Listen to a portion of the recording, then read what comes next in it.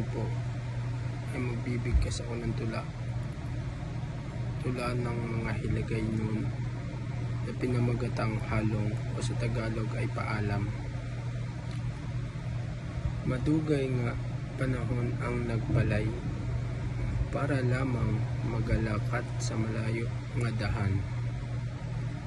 Bauing gikan sa mga handumanan, tuhay sa mga kasakit.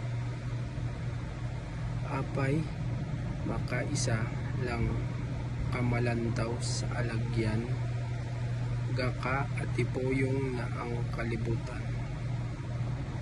Nagalumba-umba na ang rason, ang kahapon kag ang sakit dumaay na.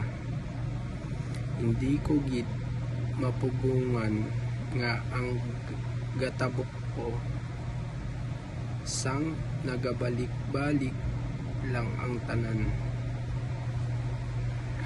Ang tanan nga di pagid malipatan.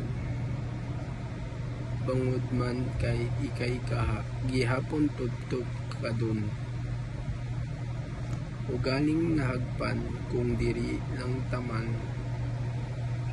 dawhat kung naglakbay nagid man ang kita.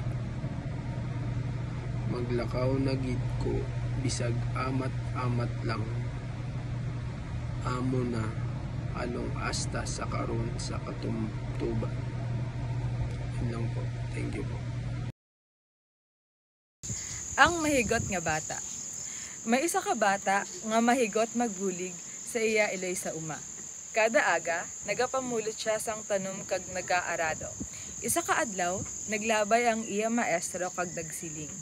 Hindi lang sa eskwelahan ginatudloan ang pagkamayo, kundi man sa buluhaton sa balay. Nangin mas inspirado ang bata kag nagpadayon sa pagbulig. Ang pagong kag ang koneho. Isa ka adlaw nagpasangka ang pagong kag ang koneho. Nagsiling ang koneho. Daw hindi ka gidya kadaog sa kaon. Pagong kay madugay ka magkalat. Nagpangisi lang ang pagong kag nagsabat. Bisan mabaskog ka ang magpisan ang magdaog. Sang nagsugod na ang karera. Nagdalan dayon ang koneho. Pero tungod nga nagtuo siya nga, siguradong daog na siya. Nagpahuway anay siya, ilalom sang kahoy. Ang pagong, bisan hinay. Padayon lang ang pagkalat, tugtob na nga, nakaabot siya sa punta. Pagmata sang koneho, huli na siya. Daog na ang pagong. Moral, ang mapisan kag may pagtiyaga, bisan hinay. Makalabot gihapon siya sa handum.